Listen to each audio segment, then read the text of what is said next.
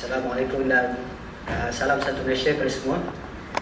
Okey, pada pagi ini kita akan membincangkan ataupun sebagai satu perkongsian berkenaan dengan seminar kita pada pagi ini berkaitan dengan security ataupun keselamatan ICT.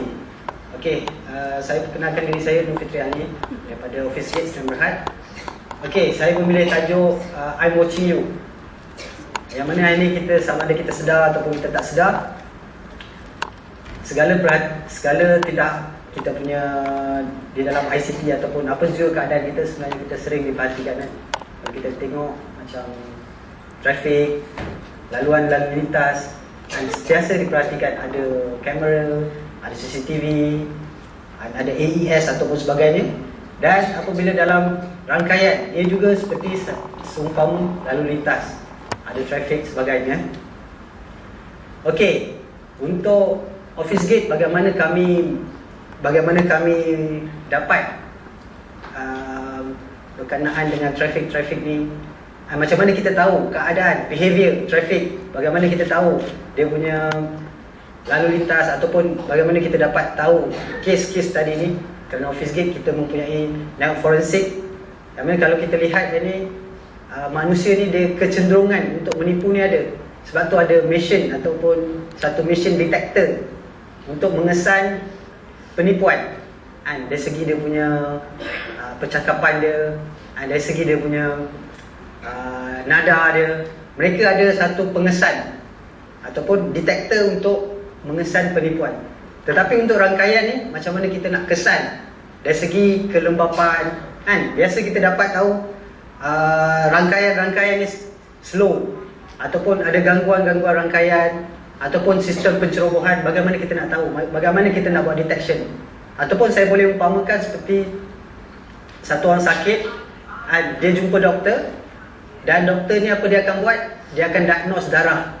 Yang first kali dia akan check darah, dan baru dia tahu okey, pesakit ni dia ada sakit darah tinggi ataupun sakit kencing manis ataupun sebagainya. Daripada apa? Daripada darah. Begitu juga dalam rangkaian ni, kita kena tahu bagaimana trafik keluar dan masuk.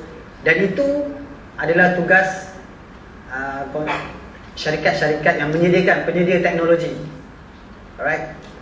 So, kalau orang boleh menipu, tapi dalam rangkaian ni kita tak boleh menipu. Packet never lies. Apa yang transmit dalam network kita, apa yang keluar daripada laptop kita, semua ada evidence. Sebab itulah saya letakkan tajuk ni I'm Watching You. Maknanya apa yang kita browse, walaupun orang tak nampak kita, tetapi paket yang lalu, yang keluar, transmit, receive daripada laptop kita, kita ada evidence. Okey, dia dekat dalam semua access point, dekat semua free wifi dia ada access point dia. Kata kita nak access ke Google, kita akan lalu access point dan dia akan pergi ke internet. Okey, dalam free wifi kita ni, kita akan share dengan semua. Dan ada satu hackers ataupun satu kata penggodam yang duduk dekat tempat yang sama, dan kita kena suspicious bila kita duduk dekat free wifi ni. Kita tak tahu, mungkin dia pakai biasa je kan. Tapi kalau orang nak mencuri, dia tak beritahu dia nak curi. Dia pakai biasa, kadang kita tengok dia kan, apasal hari-hari dia ada dekat sini. Ada dengan antena yang panjang pula kan. Antena dia ada access point, tapi kenapa daripada laptop dia ada lagi antena lain? So kita kena ada create suspicious kalau kita duduk tempat-tempat yang tak selamat. Okey, kaedah pertama mereka buat, kita pergi ke internet, dalam waktu yang sama dia akan hijack access point ni untuk sniff. Sniffing ni satu kaedah yang mana dia copy semua paket, dia copy semua traffic yang lalu yang kita access. Kita tak perasan, kita nampak macam biasa je. Kita pergi ke internet, kita dapat buka page yang kita nak, tetapi page tu juga akan pergi dekat dia punya PC, dekat mana dia buat satu sniffing. Okey, dan kaedah kedua, dia jadikan dia ni sebagai gateway. Maknanya kalau tak, sebelum ni daripada PC dia pergi ke AP, daripada AP terus pergi ke internet, tetapi dia pergi ke dia dulu. Macam mana dia punya tahap bahayanya kan mereka ni kan. Dan daripada dia pergi kepada access point dan terus ke internet. Dia dapat pergi ke internet, kita tak rasa satu, tetapi kita akan rasa sedikit slow. Kita akan rasa sedikit slow dekat situ sebab dia jadikan dia sebagai authentication. Dan dia balik dan terus pergi ke sini. Tetapi apa yang berlaku adalah semua transaction kita ni, dia nampak payload apa yang dalam network ni dia dipanggil packets. Packets ni semua yang keluar masuk ni semua akan pergi dekat PC beliau. Dan beliau nampak semua transaction yang berlaku antara beliau daripada PC kita dengan tempat yang kita pergi, web yang kita ambil. Katakanlah kalau kita masuk email, kalau kita masuk data-data agensi, so semua dia boleh dapat. Sebab itulah kadang-kadang kita tengok, kenapa maklumat-maklumat yang tak ada, yang tak keluar lagi, mereka dia tahu dah keluar dah kicau dah semua kan. Kerana apa? Kerana ada ketirisan ataupun kerana ada maklumat-maklumat yang telah dikeluarkan. Kebocoran maklumat berlaku. Okey, yang kedua ni mereka buat macam saya duduk dekat sini, saya letak saya punya modem, 3G modem, katakan saya pakai apa-apa Maxis ke 3G modem, 3G router modem yang saya boleh share semua, saya bagi je nama MOF free. Tapi dekat sini dah ada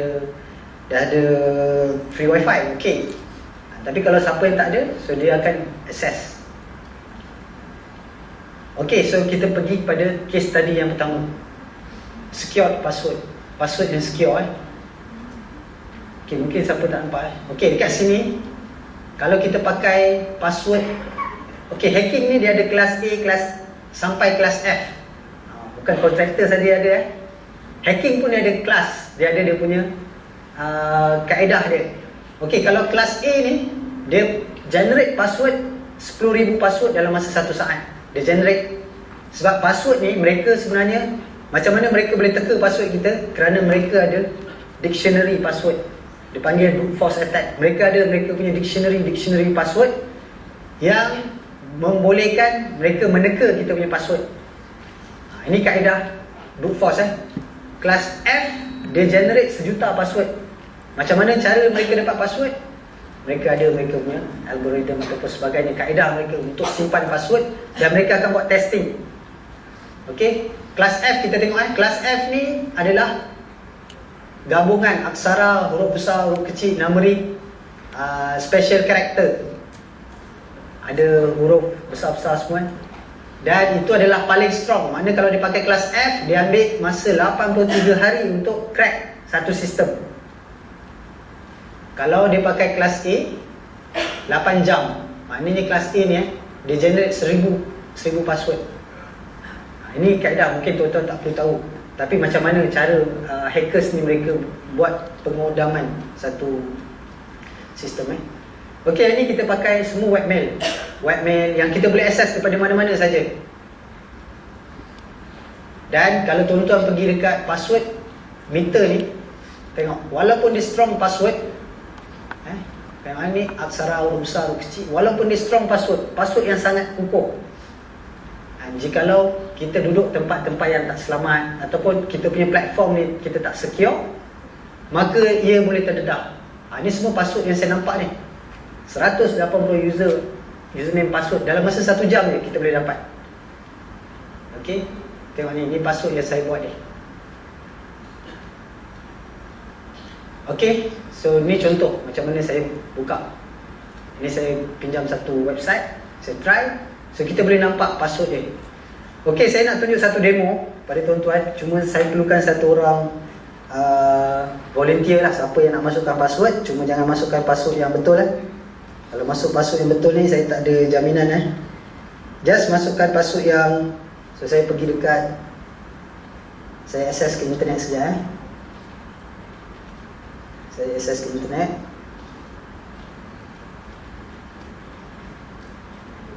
Boleh dapat tak?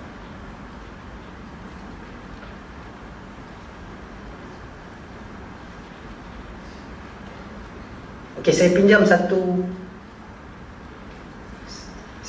website .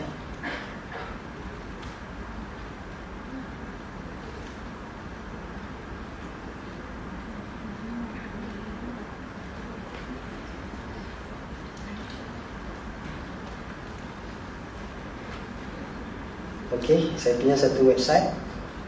Okey, dekat belakang ni saya letak dipanggil Wireshark.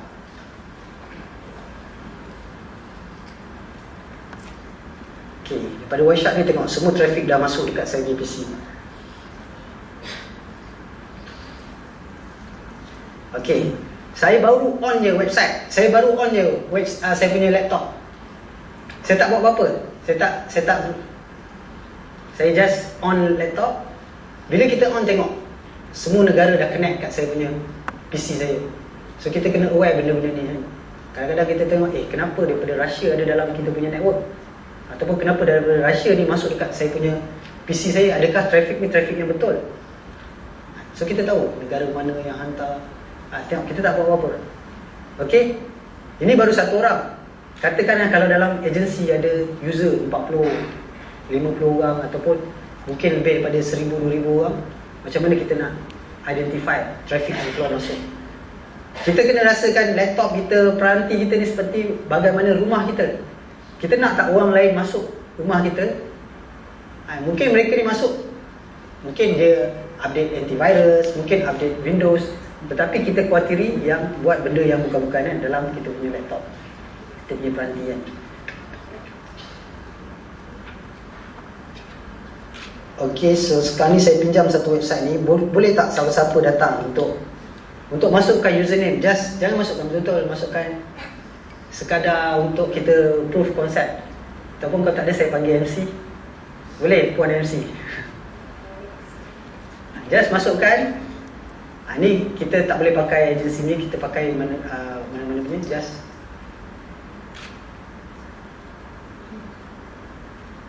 okay, jangan beritahu orang, jangan letak password yang password sendiri nanti kan. Okay.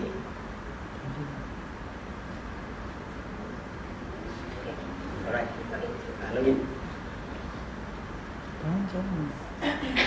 Okay, so dia memang tak dapat masuk lah sebab puan MC dia tak ada akses ke sini. Tapi jikalau dia boleh masuk, sebenarnya dekat belakang tu kita boleh nampak semua transaction dia.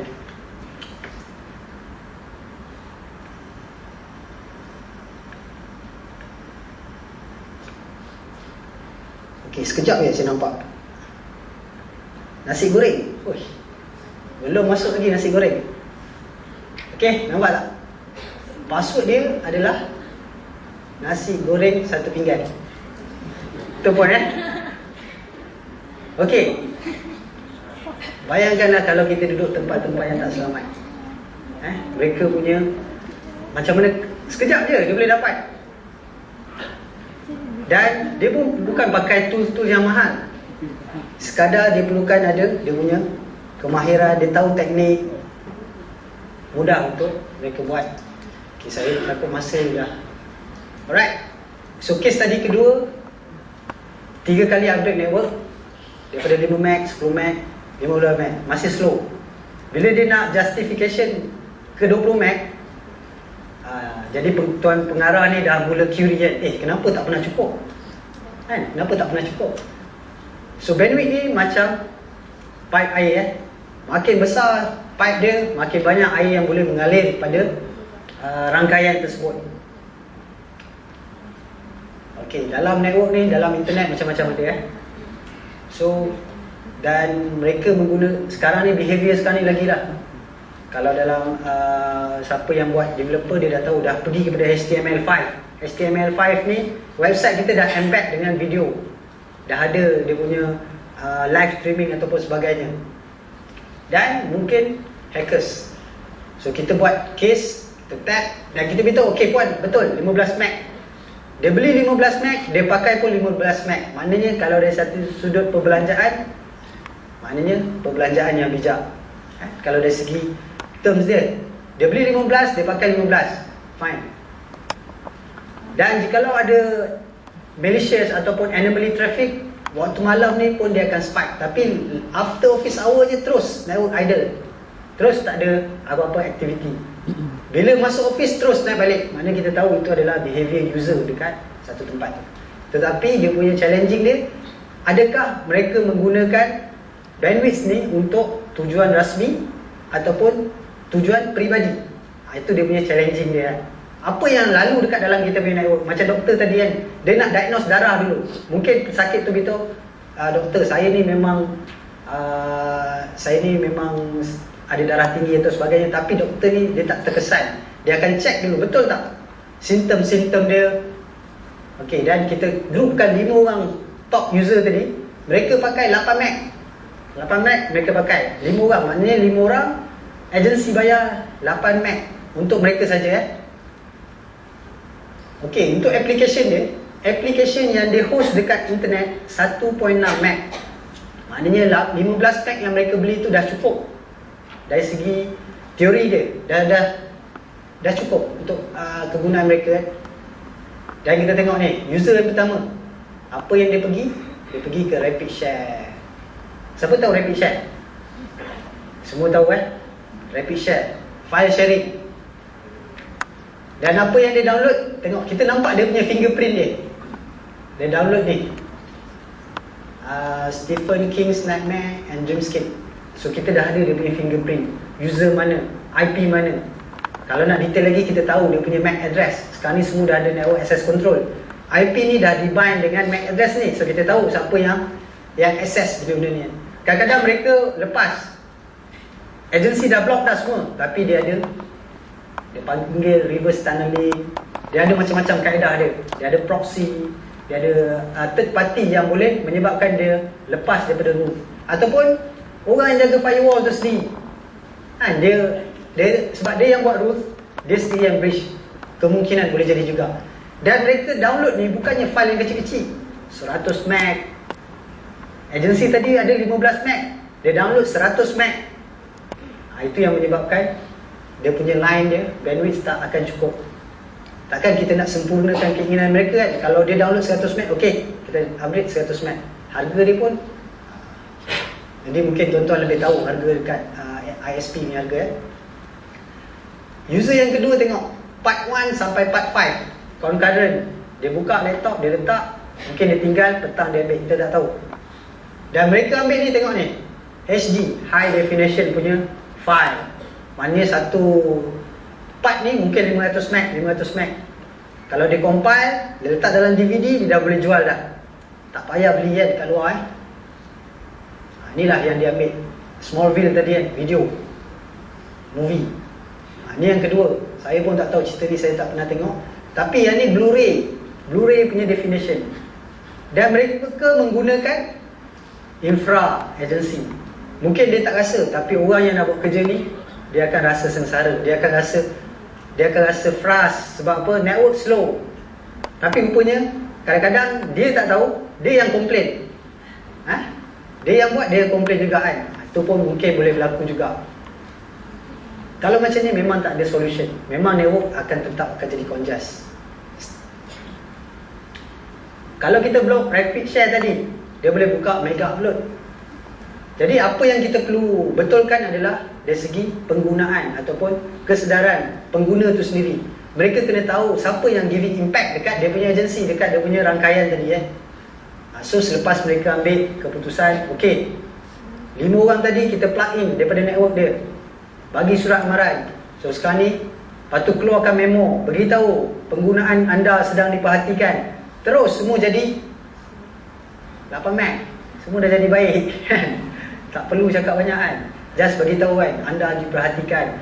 Polisi syarikat, polisi agensi macam ni, dan kita dah trace. Akhirnya 8 Mac, mana tak perlu pun 15 Mac. Apabila kita gunakan quality kita punya rangkaian tadi pada kita punya tugas-tugas rasmi sahaja. Bukan tak boleh kita browse, boleh. Mungkin kita boleh guna lepas office hour, ataupun mungkin boleh kita guna dekat rumah kita atau sebagainya, kerana kita memberi impak kepada pengguna-pengguna lain yang nak buat kerja. Dan itu belum saya cerita lagi, movie-movie yang tuan-tuan download ni, dekat belakang dia ada botnet, ada backdoor, ada macam-macam yang mereka embedkan sekali dalam file yang kita ambil tu. Mungkin sesi kedua nanti rakan saya akan ceritakan lebih detail pasal give impact dekat user. So saya cerita tentang infra ni, bagaimana impact yang kita beri kepada agensi. Okay, so saya masuk pada yang ketiga, how smart your smartphone. Okay, siapa yang tak ada smartphone? Semua ada ada. Dia punya spotlight yang nampak kan. Telefon dulu semua ada torchlight kan. Okay, So smartphone, okay, tuan-tuan punya yang mana? Mesti ada dekat sini, iPhone. Antara yang semua orang nak, ataupun semua dah ada lah, senang kita. Dan application ni free. Semua kita boleh download dekat Google Apps. Tengok ni sampai penuh kita punya screen. Dah tak ada ruang dah. Dan sekarang ni agensi pun dah start dekat mobile apps. Okey, adakah ni semua personal item anda? 1, 2, 3, 4. Nak tak kita punya contact list share? Nak tak kita punya SMS dibaca? Ni baru 4 item. Notes kita, notes dalam kita punya phone ni, notes. Apa lagi yang ada dalam ni? Kita punya foto, yes. Email kita nak tak share? Kita mungkin tak nak. Ni personal item yang mana privacy yang kita nak keep untuk kita. Dan mungkin kalau ada siapa yang kita nak share, mungkin orang-orang yang tertentu sahaja. Tetapi bagaimana ianya boleh mudah saja untuk dikongsi. Okey, so saya buat satu sampel ataupun kita ada buat satu application test, tapi kita dah keluarkan daripada Android sebab disalahgunakan. Okey, satu application ni kita nak mudahkan agensi. Maknanya agensi A, agensi B, agensi C, agensi D. So kalau dia nak apply cuti, dia boleh apply melalui phone dia saja. Senang, mudah. Dan kalau kita nak pergi website, kita tak perlu nak type satu-satu kan. Kita punya jari dah lah besar, handphone ni saiz kecil, nak type satu-satu. So kita klik saja A, zas, dia terus pergi kan. Okey, kita download. Ni saya dah buat sampel. So dia download, masuk dekat dalam dia punya handphone. Tetapi dia kena setuju dulu sebelum dia download ni. First saya nak baca SMS. Developer yang buat. Okey, bila dia pakai SDK Google ni, Android ni, kita tak boleh nak manipulate. Dia akan fix, dia dah tahu kita punya programming punya behavior. Okey, you punya programming ni, you boleh baca SMS, send SMS. Sebab tu kadang-kadang handphone kita ni, kenapa bil terlampau tinggi ni? Kita pakai. Dan kita punya read contact data. Ini bukan developer yang letak. Ini adalah SDK ataupun ini adalah Android ataupun Google. Android ni satu open source. Mereka yang clarification kan kita punya type of application kita. Okey, dan bila dia download, dia masuk dekat handphone kita. Dia keluar macam ni lah logo dia. So macam ni lah handphone kita. Dia keluar A, B, C, D. Ni sebenarnya ada agensi dia logo. So kita dah buat keluar. So maknanya bila saya nak pergi ke agensi, so saya tekan je, pergi ke website. Pergi ke website. Kalau saya nak cuti, saya klik, masuk. Saya nak mudahkan pengguna. Okey, semua maklumat dipaparkan. Memang kita dapat akses. Tetapi okey, dekat belakang tu ada program, ada instruction daripada application yang tuan-tuan perempuan download. Yang mana apabila klik saja, saya akan arahkan application tu copy semua nombor telefon tuan-tuan, hantar dekat saya, dekat server saya. Dan copy semua SMS. Copy semua SMS tuan-tuan perempuan yang ada dalam handphone ni, hantar dekat saya punya. Ni contoh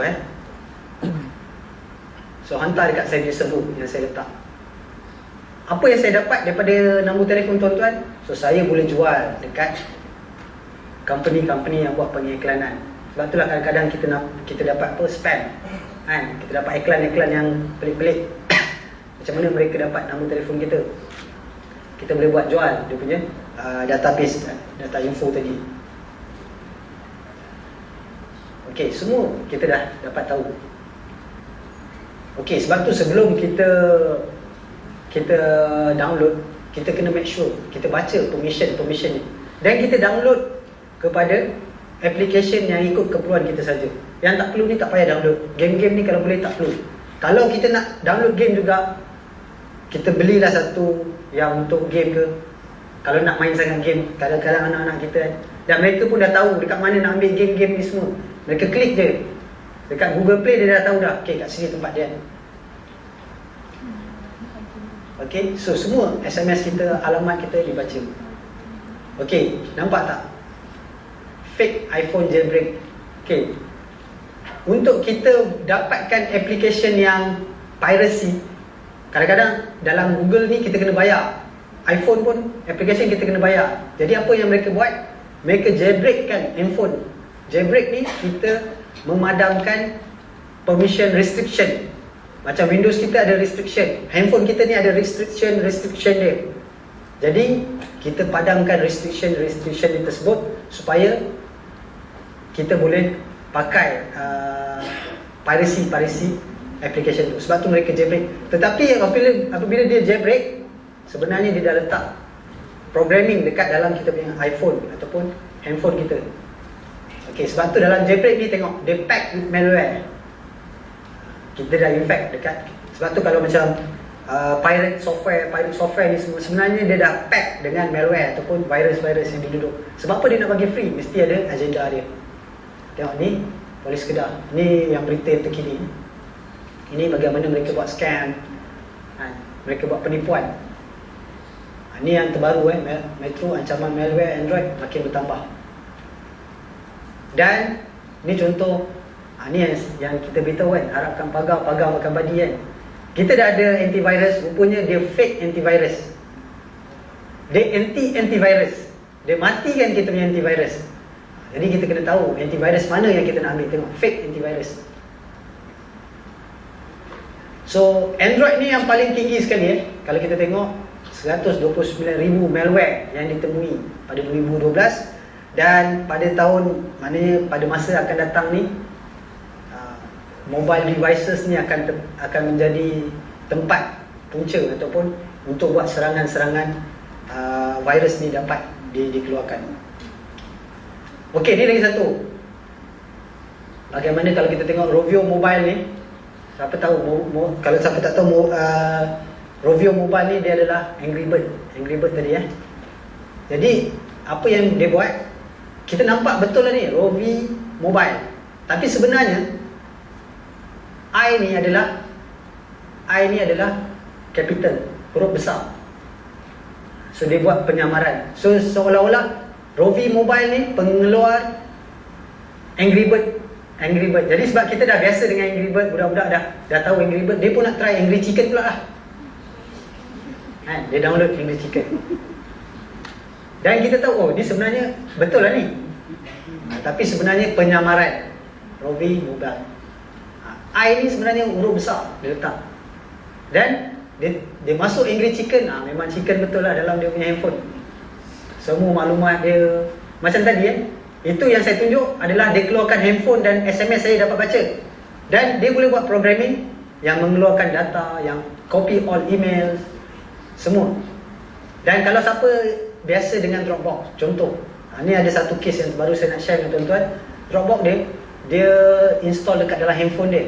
Dropbox yang kat cloud tu kan, dekat PC dia pun ada. Dia bila tangkap gambar je, terus dia sync dekat kita punya laptop kita dah ada kan. Katakanlah laptop dia hilang, dia tangkap gambar masuk dekat dalam laptop dia hilang. Itu salah satu macam mana maklumat ni didedahkan. Ataupun dia nak tukar, sekarang iPhone 5 kan, dia nak tukar handphone dia jual iPhone 5, dia tak delete pun Dropbox dia. Lepas tu Dropbox dia still activate dalam handphone. Dia dah trade in dah ni. Dia pergi jual, dia ambil iPhone 5. Okey, sekarang ni dia pun masuk Dropbox baru. Dia tangkap gambar, masuk balik dekat dalam handphone lama dia. Itu bawa handphone. Kalau dia buat data, dia save maklumat, dia save apa semua, masuk ke Dropbox dia. Jadi siapa yang perlu disalahkan? Sebab tu user behavior, dari segi penggunaan, dari segi kesedaran bagaimana ancaman keselamatan ni sebenarnya bukan saja dekat provider ataupun dari segi ICT technical saja, dari segi pengguna juga kena aware, dia pun kena ada kesedaran bagaimana maklumat ni dapat didedahkan. So jangan sekali-sekali kita jailbreak, tak apalah, tak kena bayar ke, handphone ni kita guna untuk keperluan kita saja. Selagi mana kita jailbreak, selagi itulah sebenarnya kita akan didedahkan. Handphone kita akan jadi slow kan? Kita punya apa? Bateri cepat habis. Kenapa bateri cepat habis? Kita tak tahu. Rupanya bila kita jailbreak ni, dia jadikan hub untuk tempat handphone kita ni, hub sebagai farming, virus farming. Ternak virus, hantar. Dia jumpa mana-mana je, dia hantar. Itu yang buat flood virus wireless access point tadi. Sebab dia dah ada arahan untuk enable. Ada juga kadang-kadang handphone kita tiba-tiba tangkap gambar sendiri. Boleh? Kita duduk, kenapa ada flash? Kadang-kadang handphone kita tiba-tiba buat call sendiri. Jadi berbagai macam-macam mereka boleh buat. Ini semua adalah programming, technical, mereka boleh buat. So the best practice, kita cuba asingkan antara kerja dengan keperluan tugasan harian. Macam mana tuan-tuan nak buat? Mungkin dari segi teknikal akan fikir cara teknikal. Boleh masuk access data tapi melalui secure VPN ataupun sebagainya. Jangan pakai internet. Boleh pakai internet tapi lalu dekat kita punya secure VPN kita. So itu mungkin dalam teknikal, mungkin pihak-pihak teknikal boleh fikirkan cara dia. Dan ini 3 elemen yang kena blend: people, process, technology. So kena ada awareness, training, guideline. So selagi combination 3 ni tak ada, kita ada teknologi macam mana pun, jikalau human ataupun pengguna mereka tak sedar, maka maklumat ataupun keselamatan ni akan terdedah.